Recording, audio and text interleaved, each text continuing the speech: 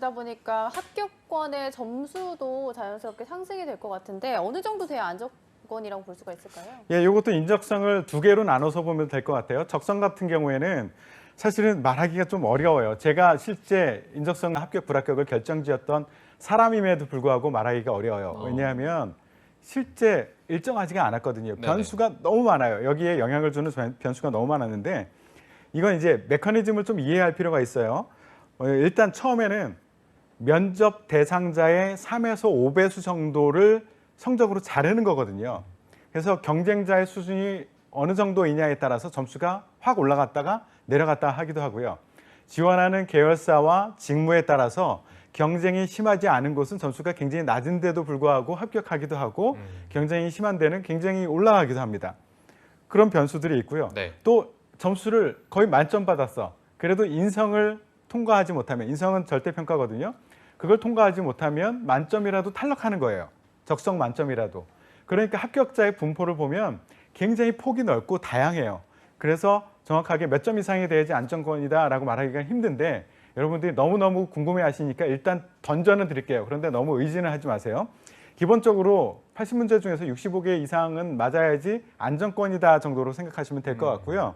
실제 제가 평가를 했을 때 한 70% 전체 문제 중에서 70% 이상 맞으면 대략 합격하는 경우들이 많더라고요. 네. 아까 얘기했듯이 여러 가지 그 변수들이 있기 때문에 이런 현상들이 나오는 겁니다. 인성검사는 제가 누누이 계속 말씀드리지만 점수가 아닙니다. 점수로 나온 게 아니라 성향을 파악해서 그 정상적인 범위 밖에 있는 사람을 걸러내는 거기 때문에 몇 점 이상이 합격이다 이렇게 말씀드릴 수 있는 그런 것은 아닙니다. 네. 찍어서 틀리면 이게 감점 처리가 된다고 했는데 예. CJ 같은 경우에는 어떤 식으로 처리가 되나요? 이것도 참 말하기가 어렵고 제가 말씀을 드릴 수는 있어요. 네네. 그런데 제가 말씀드린 것을 가지고 여러분들이 어떤 다른 전략을 세울 게 아무것도 없어요. 일단은 궁금해하기 때문에 알려는 드리겠습니다. 일단 적성검사 같은 경우에는 문제가 굉장히 여러 개고 문제 은행식으로 구성이 돼 있어요. 근데 각각의 문제마다 틀렸을 경우 이거는 마이너스 1점, 안 풀었을 경우에는 0점, 맞았을 경우에는 플러스 1점, 어떤 문제는 틀렸을 경우에 0점, 안 풀었을 경우 0점, 예, 맞췄을 때 2점.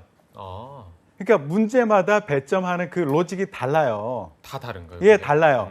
그래서 그런 문제들을 개발해 놓고 문제은행으로 넣어 놓고 막 돌려서 뽑아서 낸단 말이에요.